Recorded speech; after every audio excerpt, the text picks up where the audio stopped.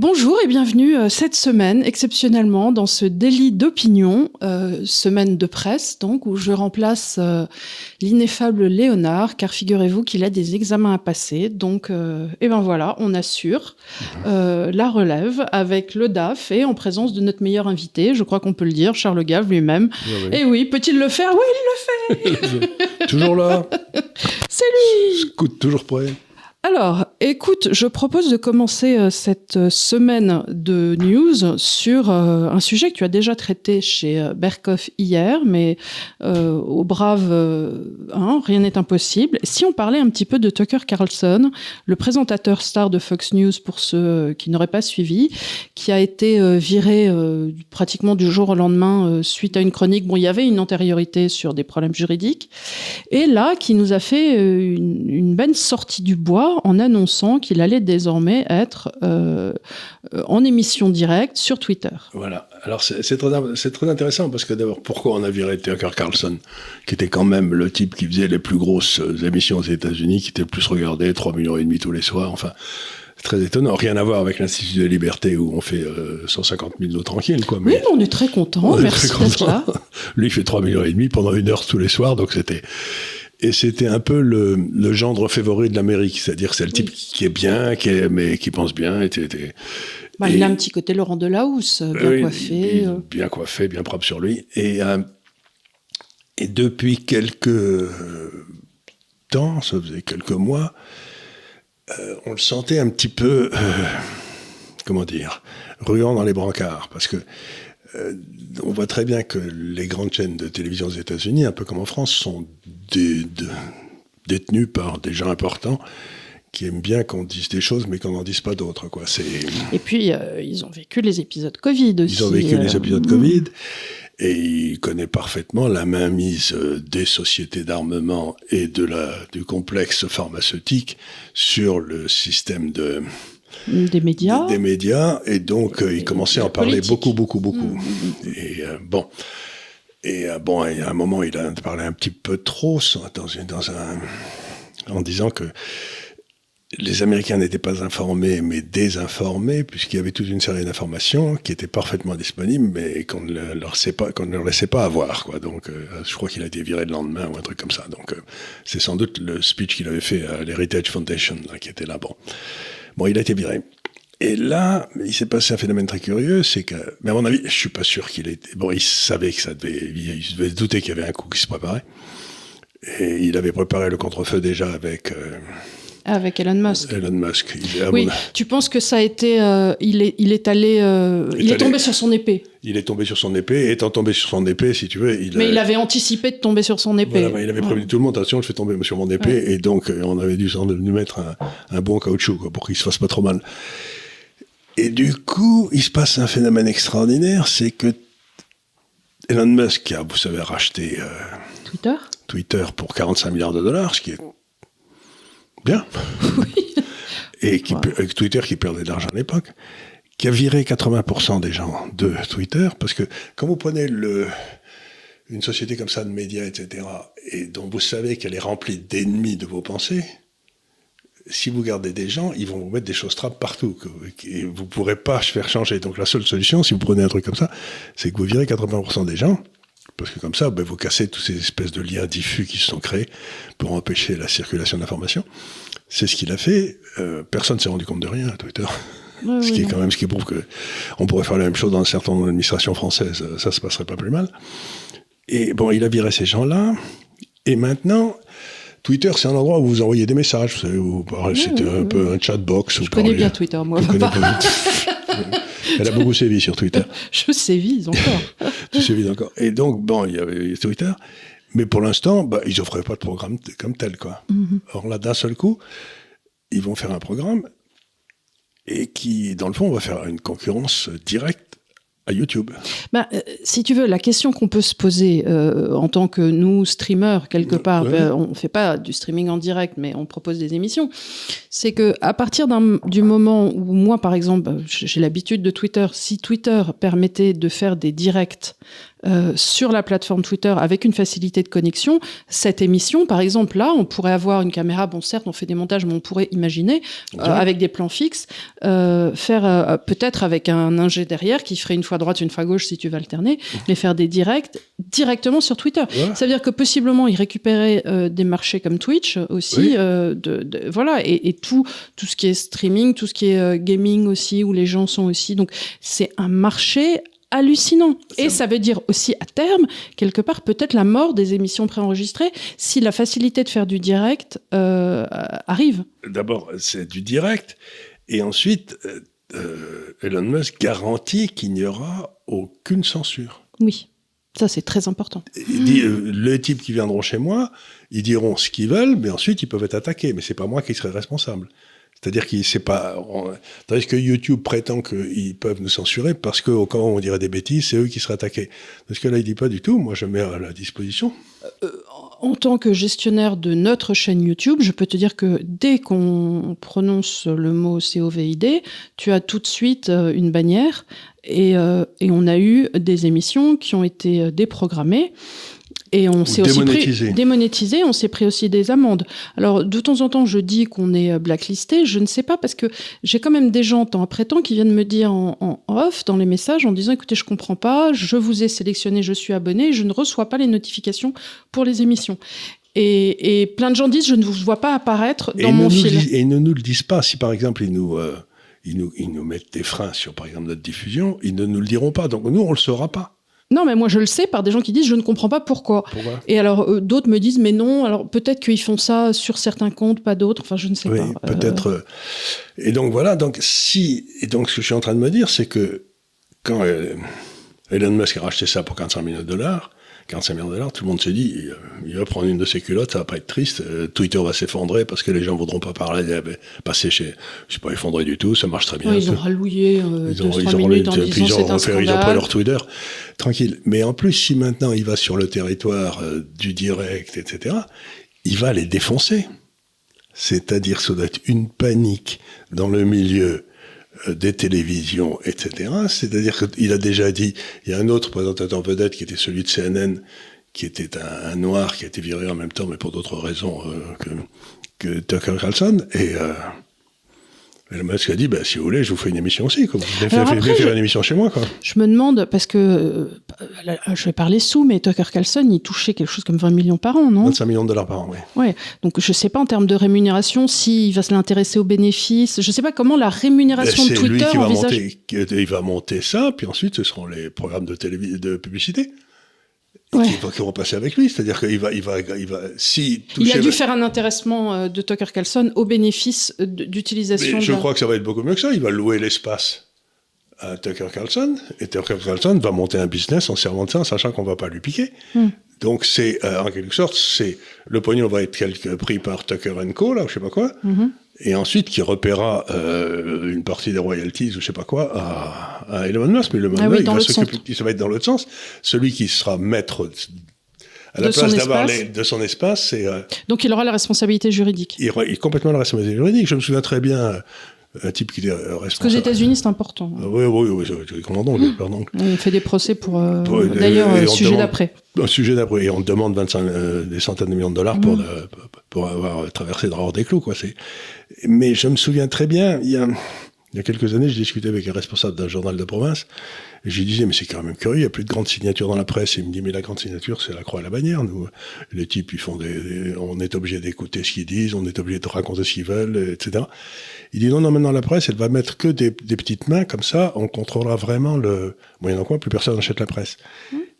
Et ce que fait Tucker, c'est qu'il est en train de libérer toutes les grandes signatures des médias, qui vont sortir pour monter leur propre truc en disant si je gagne 100 millions, il n'y a pas de raison que j'en laisse 75 millions à BFM TV, quoi. Je vais les prendre pour moi. Et puis je ferai autre chose. Donc c'est pas difficile, vous montez à spécialisé. Alors il y a un problème dans ton raisonnement. Il va foutre un merdier. Il y a un problème dans ton raisonnement, c'est qu'à la source, il faut avoir du talent. Donc ça exclut BFM. Ça exclut BFM, c'est ça, oui. Je veux dire, au départ, il faut avoir un présentateur qui... Il faut avoir des gens qui dès qu'ils sortent que les gens vont voir. Je me souviens, l'un de mes associés en Angleterre, mon associé principal, c'est un garçon qui s'appelle Anatole Kaletsky, qui est un remarquable journaliste britannique, qui a été le patron du Times économique, puis le rédacteur du FT, du Financial Times, bref, un personnage très important. Eh bien, il publiait, je crois, une chronique chaque semaine, je ne sais plus si c'était le jeudi ou le vendredi dans le Times, qui est quand même un très gros tirage. Évidemment. Et je crois que le jour où il y avait sa chronique, le Times vendait 10% plus d'exemplaires. Oui. Donc tu voyais, tu mesurais l'impact d'Anatole sur le tirage du Times.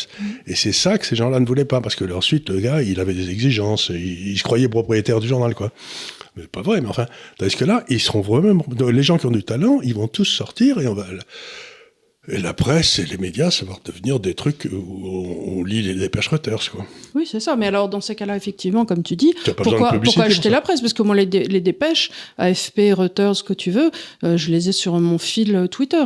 Évidemment, exactement. Savoir c'est un coup mortel c'est un coup mortel à cette tentative de robotiser la presse pour arriver doucement à un monde où il n'y a pas d'aspérité, où il n'y a pas de talent, où il n'y a pas de... En définitive, ça refait naître la presse d'opinion. Exactement. Mais avec des grandes figures. Avec des grandes figures qu'on avait autrefois avec Raymond Aron, avec des gens qui avaient des signatures, avec Revel, bien sûr, dont on a parlé ici, sur lequel on a fait une émission.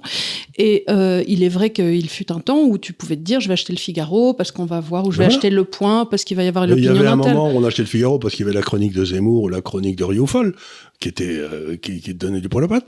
Mais maintenant, je sais pas pour qui, il y a peut-être d'autres bons, ça fait longtemps que je n'ai pas lu le Figaro, mais je veux dire, c'est que quand même, la presse s'était bâtie autour d'énormes talents, quoi. C'est ça le... À l'époque, il y avait une presse d'opinion. À l'époque, il y avait une presse d'opinion, mais des types qui n'avaient pas simplement des opinions, c'est mal ou c'est bien. Ils expliquaient pourquoi ils étaient pour ou contre, quoi. C'était des gens qui étaient quand même autre chose. Donc, ça fait renaître en quelque sorte, ça donne une possibilité considérable au talent. Mm-hmm.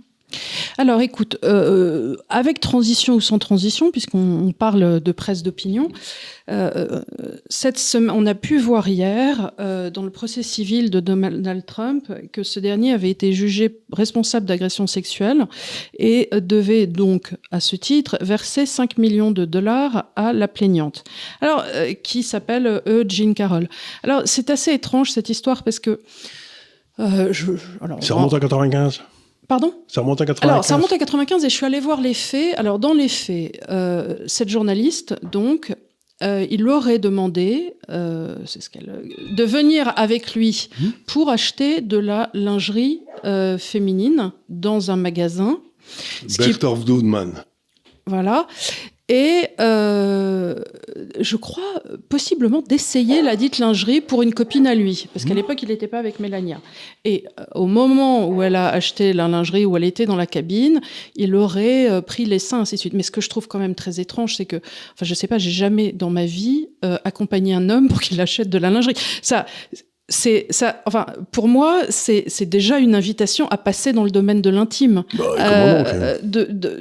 Surtout que c'est de la lingerie, j'imagine, c'était pas des culottes petits bateaux. Hein. Non, je pense que c'était de la lingerie érotique, quelque chose. Bon, voilà. Donc ce que me disait une vieille amie, c'est il y a pas de porte-jartel innocent. Bah, évidemment que non. Donc, je pense qu'à partir du moment où tu rentres avec un homme dans un magasin de lingerie et que tu essaies pour lui des porte-jartelles... Le type, tu l'as envoyé un message quand même. Non, mais je ne préjuge en rien, mais personnellement, ce n'est pas une situation dans laquelle je me mettrais, ce qui ne veut pas dire que s'il y a... Bon, mais... Tout ça en tout cas, le tribunal a reconnu qu'il ne l'avait pas violée. Qu'il ne l'avait pas violée, parce qu'elle disait, elle, qu'il y avait eu des doigts et le reste. Bon. Néanmoins, il y a cette condamnation donc, à 5 millions d'euros, pour laquelle il va interjeter appel. Donc, voilà. Et c'est un jury civil. Hein. Donc, c'est un jury de personnes qui n'ont pas de formation juridique, un jury de 9 personnes choisies... Par New York. Il faut savoir qu'à New York... Trump a fait le remarquable score de 20% des voix à l'élection présidentielle. 80% des gens ont voté pour un type gâteux et malhonnête qui s'appelait Biden. Donc, il n'y a pas plus...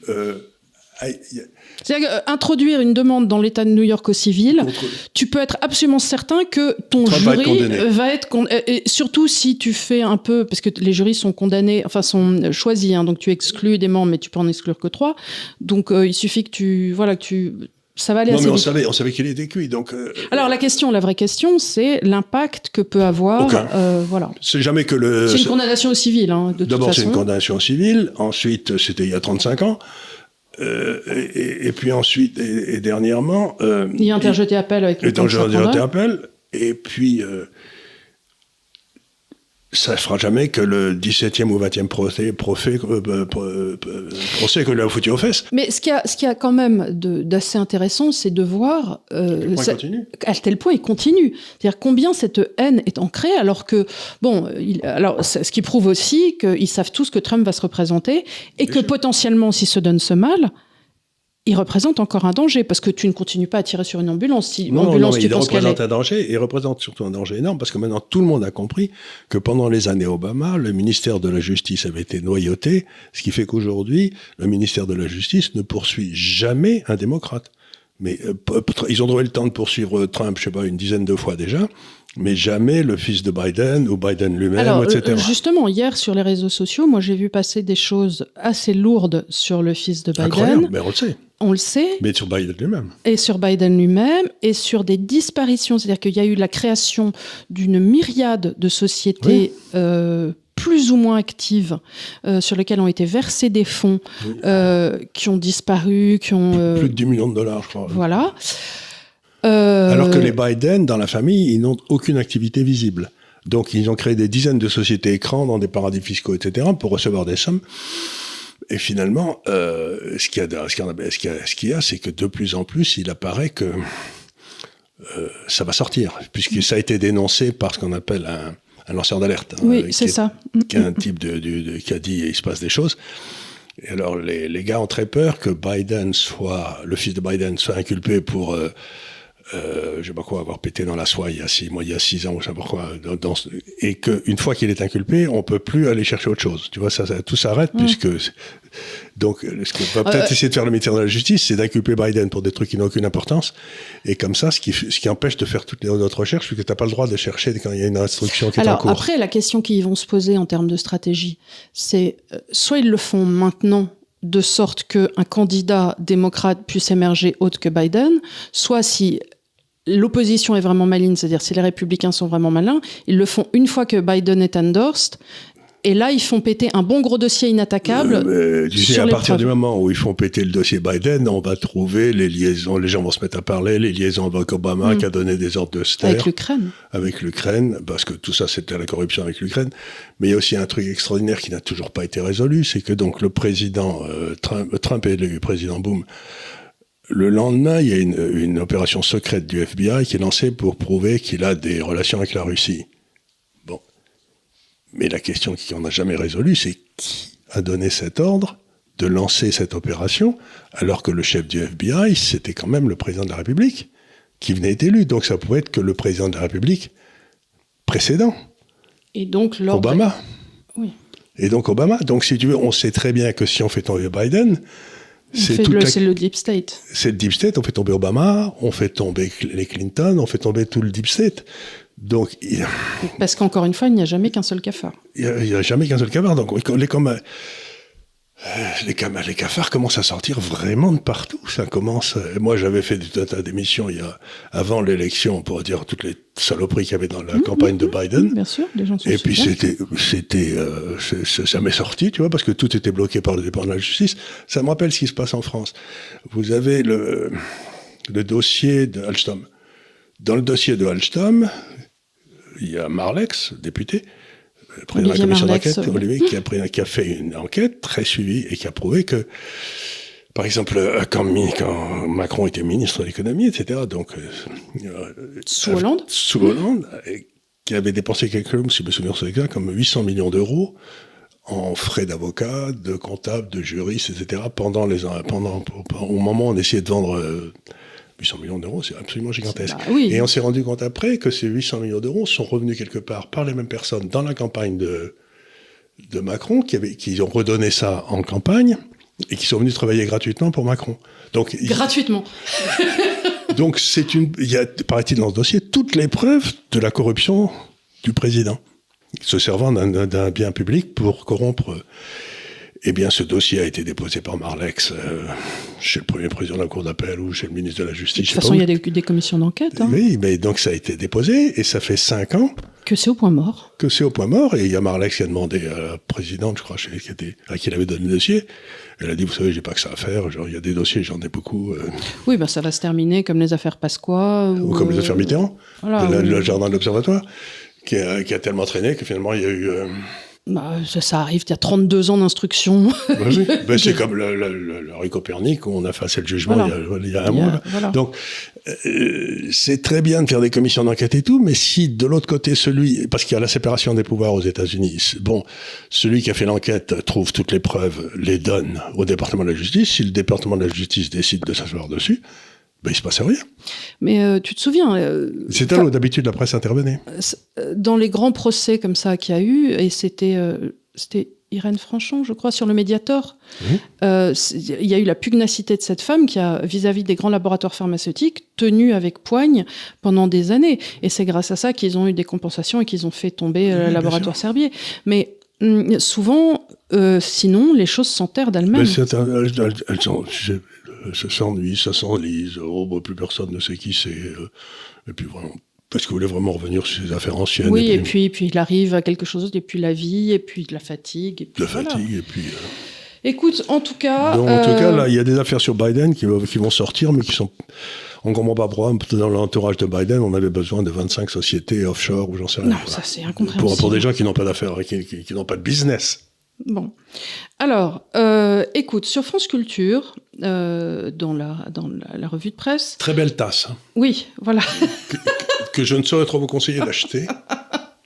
Donc, sur le ministre de la Culture... Boutique, hein. Sur France Culture, le ministre de l'Économie, Bruno Le Maire, plus connu sous son alias Renflement Brun, a annoncé sa volonté de sortir du désendettement fin 2027. Il veut sortir du désendettement ? Oui.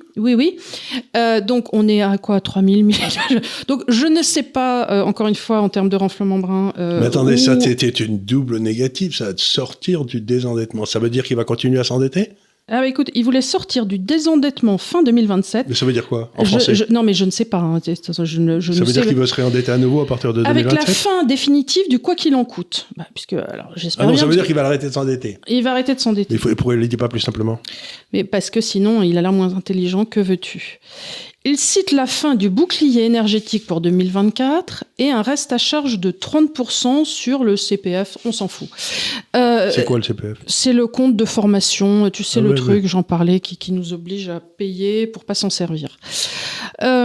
Alors, ce qu'il y a eu d'intéressant en revanche, et ça c'est qu'il nous explique que grâce aux réformes économiques de haute valeur qui ont été mises en place depuis 6 ans, nos résultats sont solides, dit Bruno Le Maire.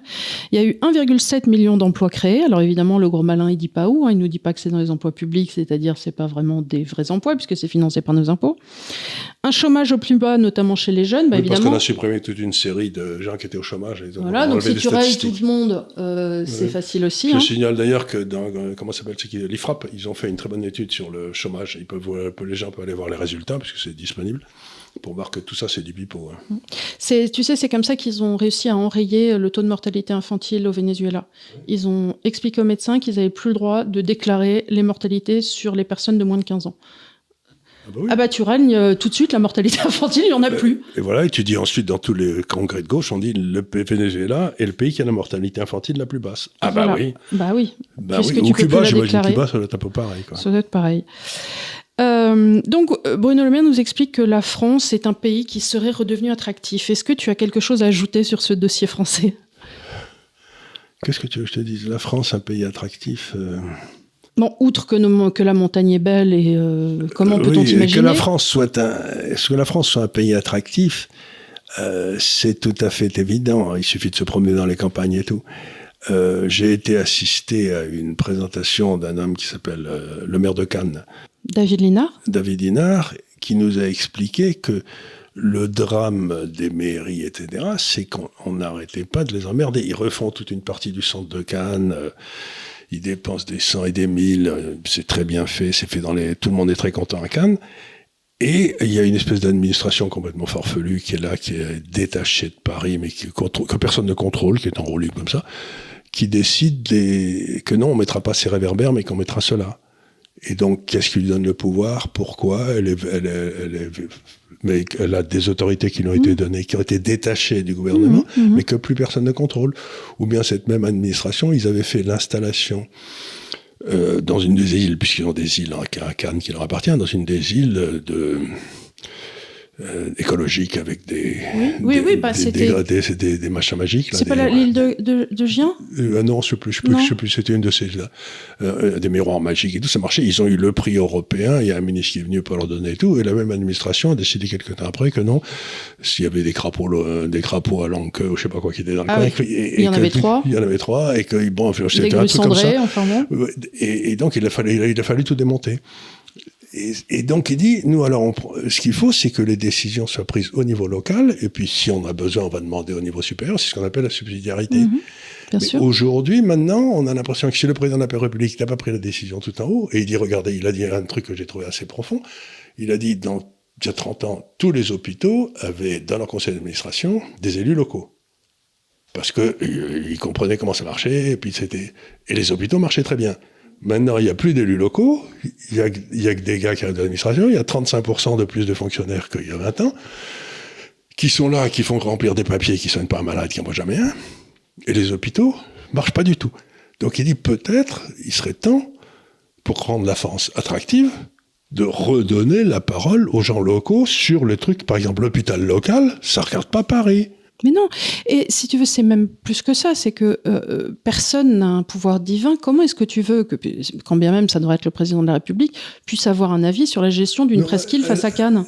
C'est exactement ça. Mais alors, ce qui se passe, je l'ai très bien vu quand j'étais au conseil d'administration de SCOR, c'est que les gars à Bercy ou n'importe quoi imaginent toutes les catastrophes qui pourraient se produire, avec leur cerveau fertile là, ils imaginent, et ils mettent des garde-fous pour empêcher la société d'aller dans des endroits où il pourrait y avoir des trucs à ramasser des claques ou j'en sais rien. C'est-à-dire qu'ils font de la gestion par anticipation et ils t'interdisent tout ce qui pourrait amener à un désastre. Mais c'est le principe de précaution. C'est-à-dire qu'à ce moment-là, tu peux plus bouger.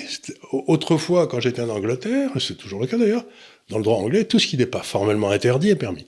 Et tout le reste du temps, ils construisent des fusées à tirer dans les coins. Voilà, c'est ça. On a un nombre de fusils à tirer dans les coins pas possible, et personne ne s'occupe des trucs qui marchent. Par exemple, dans le code, je crois, de l'urbanisme à Cannes, ou je ne sais pas quoi, qui s'applique à Cannes, je crois qu'il fait 3600 pages, n'importe quoi, donc ils ont tout prévu. Et alors ils disent, il y a deux de ces administrations qui sont complètement autonomes maintenant, qui volent toutes seules, personne ne s'occupe de ce qu'elles font ou ne les contrôle. Il y en a une qui dit, il faut que vous ayez tant de logements sociaux. Ils en ont déjà plus que toutes les autres villes. Oui, bien sûr. Ils nous ont fait ça aussi. Et puis de l'autre côté, il y en a une autre qui dit, oui, vous allez les faire construire des logements sociaux, mais là, il y a justement des crapauds à 3 langues ou je sais pas quoi, et donc vous pouvez pas les construire là. Donc, ils t'enlèvent tout le foncier pour protéger je ne sais quel habitat. Et de l'autre côté, ils te disent, vous allez faire des... tu dis, mais attendez, mettez-vous d'accord où je protège les crapauds, où je ferai des... Mais j'ai un ami, Laurent Strichard, que tu connais, qui construit des sortes d'EHPAD, des maisons, voilà. Et à Paris, il en avait fait une...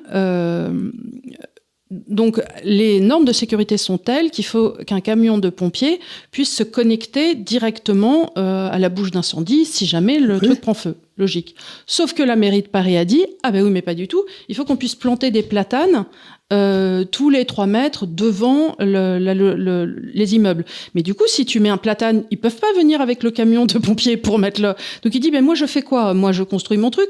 Débrouillez-vous entre vous, les administrations. Alors, un platane ou le camion de pompiers, mais je peux pas vous faire les deux. Je peux pas mettre un platane tous les mètres et permettre à mon camion d'arriver. Il faut un platane amovible. Le platane sans racines. Le platane à roulettes qu'on déplace. mais c'est ça, mais donc c'est vraiment le truc de... Sinon, on peut créer des emplois avec des types qui dépotent les platanes quand il y a un incendie. Tu vois le truc logique, quand même. Mais c'est exactement ça. Donc, il dit, mais c'est une histoire de fou. Donc, gérer une ville aujourd'hui, dit-il, c'est 90% du temps se bagarrer contre des administrations que plus personne ne contrôle. Parce qu'on leur a délégué des missions et puis ensuite on les contrôle plus. Donc on voit ça aux États-Unis, on voit ça en Angleterre, on voit ça partout. La naissance d'une classe administrative hors sol qui ne contrôle rien. Donc la seule chose à faire, c'est ce qu'a fait Elon Musk, c'est de les supprimer. Parce que ces gars-là, c'est ne rien faire et ne rien laisser faire. Donc, ne rien laisser faire, ça, ils sont vraiment, vraiment balèzes. Et donc, tu passes ton temps à te battre contre des espèces de moules à vent qui n'apportent aucune valeur ajoutée. Donc voilà pour l'enrichissement de la France. Tant que ça existera, Alors, attends, sur le sujet toujours de la France, c'est un peu ma partie B. Je suis très embêtée depuis un moment, et j'en ai déjà parlé souvent, qui est la recherche du bouc émissaire. Et on vous a expliqué depuis un moment qu'avec la hausse avec la hausse de la masse monétaire et ensuite le déclencheur quelque part de la crise énergétique, on allait avoir une hausse, tu l'as prévu, il y a un an, on allait avoir une hausse sur les prix alimentaires parce qu'il ne pouvait pas en être autrement. Et là, que fait la haute administration, que fait Bruno Le Maire, que font tous les ministres Olivia Grégoire et compagnie? C'est de pointer du doigt les industriels de l'agroalimentaire en disant « ils font des marges par possible, c'est de leur faute ». Alors, je n'en sais rien, je ne suis pas dans l'agroalimentaire. En revanche, ce que je sais, c'est que la hausse, parce que tu me l'as expliqué, c'est que la hausse alimentaire était prévue. Donc, les types font peut-être des marges à côté, j'en sais rien, il est possible. Mais il me semble en tout cas que c'est un lampiste très désigné. Non, mais alors, pour répondre à ta question, qui est celle de l'inflation, de la hausse des marges, etc., il n'y a que deux possibilités. Ou bien il y a concurrence, une vraie concurrence, et à ce moment-là, les types qui augmentent leurs marges, ils vendront moins. Ou alors il y a des ententes. Mais à ce moment-là, ça se prouve, ça se juge et ça se punit.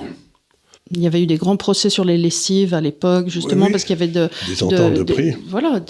Donc, où c'est la faute de l'absence de concurrence. Et s'il y a un monopole qui s'est établi, par exemple, il n'y a plus qu'un ou deux distributeurs alimentaires, je sais pas, il n'y a plus que Carrefour et je sais pas quoi. À ce moment-là, là aussi, s'il n'y a plus qu'un distributeur alimentaire, il faut que le gouvernement intervienne avec la loi antitrust pour casser ces trucs. Donc, s'il y a hausse des prix et que nous sommes dans un monde de concurrence, ça veut dire qu'il y a une autre cause qui est la hausse de la matière première. C'est la hausse du blé, la hausse, etc. Et quand on sait que le prix, par exemple, des engrais a doublé ou triplé, des engrais, c'était pas difficile de savoir que la quasi-totalité des engrais venaient de Russie, et que, par exemple, pour faire des engrais, il faut beaucoup de gaz naturel, et que si on interdit le gaz naturel, le prix des engrais va monter, donc le prix de la bouffe. Donc, encore une fois, c'est le coût du bonneto dont tu parles tout le temps. Vous faites les tâches comme ça, tchac, et vous regardez, le petit poids, il est là-dessous, alors qu'il est là. En fait, ces hausses de prix, c'est les résultats directs de la politique monétaire et les contraintes qu'on a mises sur les exportations d'engrais de la Russie. Mais tu vois, à partir du moment, par exemple, le poulet augmente. Mais à partir du moment où le coût de l'énergie augmente et que les poulets sont élevés en couveuse avec des lumières et la bouffe, il est certain que si tu es éleveur de poulet, il me semble normal que tu répercutes, puisque toi, quand tu vas acheter les graines, elles vont te coûter plus cher et que tu payes plus cher d'électricité. Donc, tout ça, si tu veux, c'est normal d'augmenter tes prix dans ces cas-là. Tu répercutes juste, c'est horrible sur le consommateur, bien sûr, mais en même temps, sinon, tu n'as plus de marge. Tu te couches, tu te lèves plus. Et si tu fais monter le prix de l'énergie, ce que cherche à faire la Commission européenne pour qu'on en consomme moins, etc., j'ai discuté ici du fait que le but à 20 ans, c'est de faire baisser la demande d'énergie européenne de l'ordre de 25%, ce qui veut dire une baisse de notre niveau de vie de moins 25%. Mais enfin bon, c'est ça leur but. Bon, mais si tu fais baisser si tu fais monter le prix de l'énergie de 25%, faut pas s'étonner que les produits qui ont une grosse contenance énergétique, comme les aliments pour le bétail, montent. Alors, il n'y a que donc, encore une fois, pour M. Bruno Le Maire, que deux possibilités. Ou bien il ne comprend pas, ce qui est normal pour un type qui a fait normal sub-lettres, il ne faut pas être trop... Donc, il ne faut pas le surestimer quand même. Hein. Il sait écrire des livres, mais il ne sait pas faire des règles de 3. Donc, à ce moment-là, il faut le changer, parce que pour un ministre des Finances qui ne comprend pas, c'est embêtant. Ou bien il essaye de détourner l'attention vers le juif de service. Non, le lampiste. Le lampiste de service, mais pendant des siècles... Oui, on brûlait des banquiers... On brûlait des banquiers parce qu'on ne réussissait pas à la rembourser, quoi. Donc, je trouve ça absolument détestable, parce qu'encore une fois, on trouve toute la pratique de Macron, c'est d'élever les Français les uns contre les autres. Et surtout de ne pas prendre ses responsabilités. De dire, j'ai fait une connerie, les gars. Ou alors, simplement dire, écoutez, voilà, plutôt que de nous dire, comme en première partie, tout va bien, on va rembourser notre dette et puis faire semblant que, de dire, non... pardon, c'est du sang et des larmes. Voilà, il va falloir un petit peu serrer les dents. Et puis, oui, les prix de l'alimentaire augmentent. Et qu'est-ce qu'on fait dans ces cas-là? Peut-être baisser la TVA pour les ménages les plus modestes. Baisser la TVA, point barre. Baisser la TVA, point barre, oui. Parce que les plus modestes, si on continue à filer du pognon aux plus modestes et qu'on continue à enlever à la classe moyenne va rapidement devenir les plus modestes. Hein. C'est pas faux. C'est pas faux.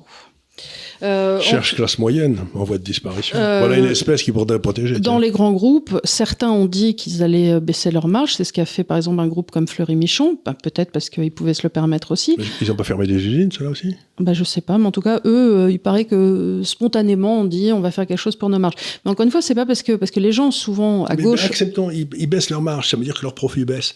Ça veut dire que leur capacité d'investissement va baisser, que leur emploi va baisser, et que donc on va se retrouver avec plus de chômeurs. Bravo les mecs. Et donc moins de consommateurs aussi au final. Moins de consommateurs, et puis il y aura les usines de conserve espagnoles ou italiennes qui prendront tout le marché. Qui prendront tout notre marché. Bravo les gars, ça fait des années que... Le problème de la France, c'est pas que les sociétés ont des trop grosses marges. Hein. Non. C'est qu'elles ont des sociétés qui sont la moitié des marges dans les autres pays. Donc, plutôt on vous avait fait un graphique comparatif, je l'ai remis cette semaine sur Twitter, entre la marge brute d'auto-exploitation des entreprises françaises et celle des entreprises suisses. Et on voit très bien, quand on met des graphiques comparés, que les marges, à partir du moment de l'euro, vont à l'inverse. La France s'écroule et la Suisse continue à monter tranquille. Et surtout, arrêter globalement aussi de réfléchir en termes, oui, mais si les sociétés font des marges, ensuite, ça veut dire que des dividendes... Non, il y a 40 sociétés qui sont cotées. Les dividendes, ça concerne absolument pas le tissu entrepreneurial qui est à 98% composé de PME et de TPE. Donc vraiment, Dieu du ciel, arrêtez avec ces histoires de dividendes, ça fatigue tout le monde. Et puis ensuite, si vous êtes dans un fonds de pension français, si ces sociétés versaient pas de dividendes, vous toucheriez pas de retraite. Alors quand vous dites les sociétés touchent des dividendes, n'oubliez pas que les plus gros actionnaires, c'est dans le fond les fonds de retraite ou les compagnies d'assurance, et que si elles touchaient pas ces fonds, vous auriez plus ni assurance ni retraite. Donc oui, parce que arrêtez de vous tirer dans le pied. Hein. Et pour tout le monde. Et alors dans la série, on arrête de se tirer dans le pied et on finira sur ça, parce que là on est quand même, je pense, dans ce qui se fait de mieux en termes de grotesque et de comment faire bien. L'UE, qui a décidé, du haut de son omniscience, encore une fois, de se dire, tiens, si on condamnait les Chinois, parce que on va se faire un nouvel ami sur la place, on va lancer des petites sanctions européennes. Alors, pour la première fois, la Commission européenne vise 8 entreprises chinoises et de Hong Kong accusées d'exporter des biens sensibles vers la Russie. Des drones, des pièces électroniques et des semi-conducteurs pouvant être utilisés par les radars et les missiles antiaériens. Donc évidemment, ça n'a pas traîné. Le porte-parole chinois a dit, écoutez, ce serait quand même dommage qu'on se fâche. Je considérerais d'assez bonne loi que vous retiriez ces potentielles menaces, et les autres disent si ça continue, on va hausser le ton. Donc là, je pense qu'on est assez bien parti. Non, mais c'est vraiment, je sais pas quoi. Comme le disait Pompidou, quand les bornes sont dépassées, il n'y a plus de limites. C'est-à-dire qu'on voit cette Commission européenne où la présidente, à l'évidence, est corrompue jusqu'à l'os, dont le mari aurait reçu je ne sais pas combien de dizaines de millions de dollars dans des sociétés qui n'existaient pas, etc. Expliquer maintenant qu'on va donner des leçons à la Chine sur vers qui elle peut exporter et vers qui elle ne peut pas exporter, mais la Chine fait ce qu'elle veut, et j'aimerais bien que la France puisse faire ce qu'elle veut. C'est-à-dire qu'aujourd'hui, vous avez une femme qui est totalement incompétente, qui est sous l'objet d'une enquête. Quand elle était ministre de la Défense, il s'est passé des trucs très bizarres dans les ordres allemands. Quand elle est ministre, elle devient présidente du Conseil européen, là, elle se retrouve avec donnant des ordres pour 75 milliards d'euros alors qu'elle n'en avait pas l'autorité, sans qu'on puisse avoir accès au dossier. Donc cette femme est à l'évidence extraordinairement corrompue. Et à mon avis, ce qui se passe, c'est que la Chine ne va pas envoyer assez d'argent à son mari. Il faut ou alors ils ont totalement pété les plombs. Ou alors cette expérience du Covid leur a donné une telle impression de supériorité qu'ils ont l'impression qu'ils sont les maîtres du monde. Mais les maîtres du monde, que dalle, on appelle maintenant. Non, c'est stupide. Non, mais ce qu'il y a d'hallucinant en termes de politique étrangère, c'est que, on est donc fâché avec la Russie, donc. Et là, on s'est dit, tiens, si on se fâchait avec la Chine. C'est-à-dire que, donc, tu me l'expliquais, tu me disais, mais la Russie, c'est quand même toutes les matières premières. Enfin, la source d'énergie, pardon. Et la Chine, c'est toutes les matières premières aussi. Non, c'est l'industrie. Toute l'industrie, voilà. Toutes les usines sont en Chine, toutes les matières premières sont en Asie. Et nous, on dit, au milieu qui n'invente rien, eh ben, on va se fâcher avec les deux. Donc, on n'aura ni produit, ni moyen de les faire. Eh ben, les gars, on va retourner au Moyen-Âge, hein. Enfin, non, le Moyen-Âge, c'était une belle période. À l'âge de pierre, hein. Mais j'ai jamais vu, et en plus, dans la constitution de la Commission, la Constitution européenne, en quelque sorte, pour laquelle on avait voté contre, mais qui avait été acceptée par le traité après. Par la forfaiture de Sarkozy. La forfaiture de Sarkozy, la Commission européenne n'a rien à dire dans le domaine de la politique étrangère. Elle n'a rien à dire. Donc, qu'est-ce qu'elle a à parler de politique étrangère avec la Chine? Elle n'en a pas l'autorité. Là, c'est les trucs avec la... Mais si tu veux... Ils n'ont pas l'autorité. Mais le truc, c'est qu'ils n'ont pas appris. Pendant le Covid, on a vu des bateaux arrêtés et on a toute notre industrie de Rhône pharmaceutique s'est arrêtée. On n'a plus de Doliprane et ainsi de suite, faute de matières premières. Et là, on s'est dit, tiens, si on allait se couper des ressources et arrêter une des industries qui continue à fonctionner, qui est la pharmacie. Et si, par exemple, les semi-conducteurs, aujourd'hui, la Chine est un très gros producteur de semi-conducteurs de qualité moyenne pour l'industrie automobile, etc. Mais les de très grande qualité, c'est fait par Taïwan. Mais s'ils arrêtent les semi-conducteurs, je crois qu'il y a une usine quelque part de semi-conducteurs en Europe. Tout le reste, on vient des États-Unis ou d'Asie. Donc, mais si les Chinois arrêtent de livrer des semi-conducteurs, on est cuit. Donc, à quoi ça sert de faire des menaces aux gens que tu pourras pas... Si le type hausse le sourcil, je vous signale que quand... pour vous donner une idée, les Chinois qui sont très sensibles au décorum... En plus, il y a bien des personnes à qui pas perdre la face, c'est la Chine. C'est la Chine, on peut leur faire... Mais quand ils ont reçu, quand M. Macron a cru bon, représentant la France, de partir avec Madame von der Leyen, les Chinois ne lui ont pas donné ni d'escorte ni de voiture pour rentrer à l'aéroport, ni elle avait un salon spécial. Et elle a pris un avion... Elle a attendu avec tout le monde, elle a pris l'avion de Lufthansa avec tout le monde, et en attendant dans le salon avec tout le monde. Pour les Chinois, il n'y a pas plus grotesque, quoi. Donc, les Chinois sont en train de dire à l'Europe, à tous les pays européens... Déjà qu'ils avaient envoyé à Macron le quatrième... Le quatrième sous-secrétaire d'État. Ouais. Mais les Chinois sont en train de dire à l'Europe européenne, enfin la structure européenne, foutez-nous bien la paix. On veut bien parler avec la France, on veut bien parler avec l'Angleterre, mais votre machin européen, ça ne nous intéresse pas. Et ils continuent à prétendre qu'ils servent à quelque chose. Mais ils sont fous. Je ne comprends pas pourquoi... Donc, si vous voulez, ce sont des gars qui ont... Ils pensent encore, si vous voulez, qu'on va expliquer à tous ces braves gens du dehors qui sont pas civilisés. C'est la mission civilisatrice de OSS 117. De OSS 117, tu sais, c'est OSS 117 qui est président de la Commission européenne. La Chine, via son porte-parole, a quand même répondu, la Chine ne manquerait pas de sauvegarder alors ses droits légitimes. Ben voilà. Ce qui est par exemple, de faire des représailles. Bah oui. C'est ça qu'elle veut dire. Bah évidemment. Si vous nous embêtez, on va doubler la mise, nous. Bah non, mais un truc qu'il pourrait faire assez vite, c'est de dire voilà, tous les portiers, par exemple, tous les produits d'importation française auront une taxe de 400%, comme le Brésil l'avait fait pour. Il y a une très belle histoire que j'ai lue, que j'ai vu le Trump le disant, c'était sur les. Il y a Macron qui décide de mettre, la France qui décide de mettre une taxe spéciale sur les multinationales européennes. Oui. La multinationale américaine. Bon. Et donc, il y a Trump qui lui dit, c'est hors de question, c'est discriminatoire, etc. Ouais. Bon.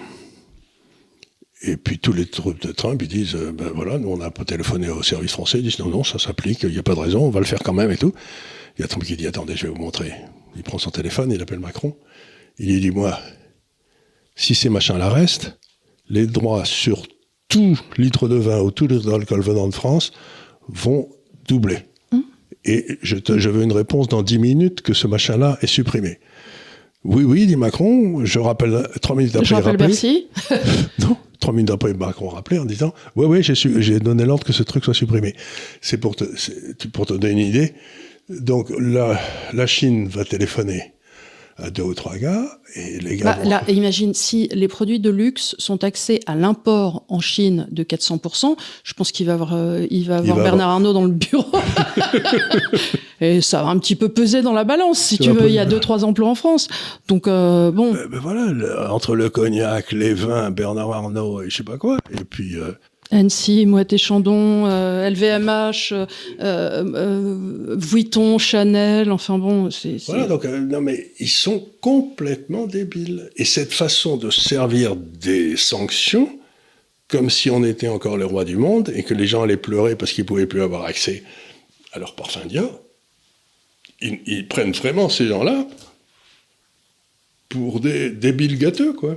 Alors qu'ils sont beaucoup plus enclins aujourd'hui. C'est vraiment le type qui dit « Attendez, je vais vous montrer », quoi. Et qui se prend une raclée. On prend raclée sur raclée et il continue. Et il continue. Mais je crois qu'ils ne sont pas notés pareil, je crois que ça... Voilà. Écoutez, voilà, on a fait un petit tour d'horizon avec nos ministres préférés, notre Commission européenne qu'on adore, à qui on fait plein de bisous magiques. Et voilà, donc on envoie plein d'ondes positives à notre Léonard national que vous retrouverez a priori la semaine prochaine, sauf si j'ai un autre examen, mais il m'a pas dit. Mais cela dit, il me prévient toujours au dernier moment. Alors, bisous Léo. Voilà, on vous embrasse très fort. Merci de nous suivre encore. Mettez des likes, parlez-en à vos amis et merci de nous suivre. On vous dit à la semaine prochaine. Au revoir, merci.